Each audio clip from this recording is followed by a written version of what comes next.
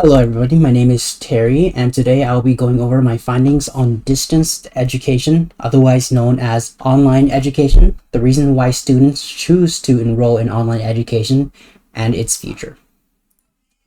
During the COVID-19 pandemic, all students and educators had to suddenly shift from an in-person education to online education, forcefully adapting to a new format that saw mixed results. In order to gather evidence, I first conducted a survey that consisted of multiple choice and text description based questions to more accurately gauge students' thoughts on the matter that I emailed to over 100 students who were taking online classes. On the right is a screenshot of a portion of the survey, and the pie chart is the results of the survey. It shows that approximately 62% of students who took the survey preferred online courses, but a respective amount also prefers in-person classes. I also took a look at approximately 5 research papers on the development of online education, why students choose to use this method, and its overall effectiveness. My findings from the University of Illinois and the research paper Online Education and its Effective Practice shows that some of the reasons why students prefer online education is because it is a very flexible method. Online education meets student demands of being able to create your own schedule and take classes whenever you want so that you can balance a work-school life schedule. Another reason why online education is preferred is because it is easily accessible, with students being able to remotely attend classes.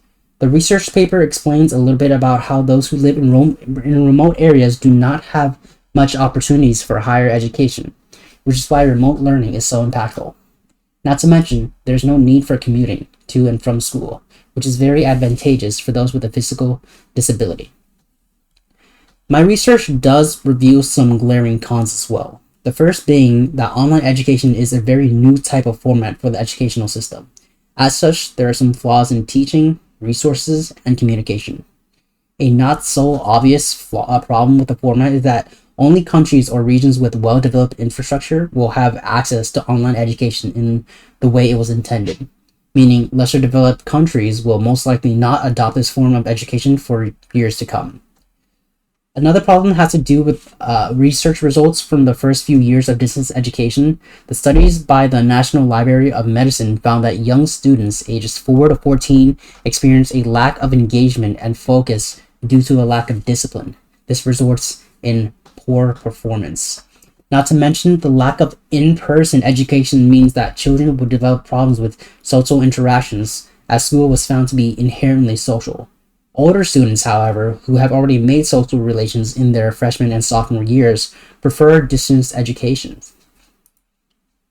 In this slide, we see a histogram of online education attendance rates over a course of 3 years starting from 2019. The study surveyed 1.8 million students who enrolled in a higher form of education.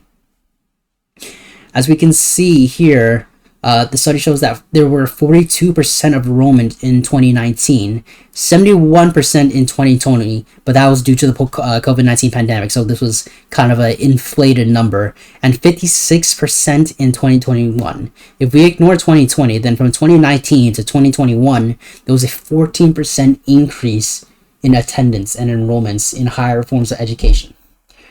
From what we can see from 2020, where online education was required due to the COVID pandemic, I already said this. In conclusion, as distance learning is still new, it still has some problems to address, but is shown to be an easily accessible resource that increases enrollment and opportunities for students.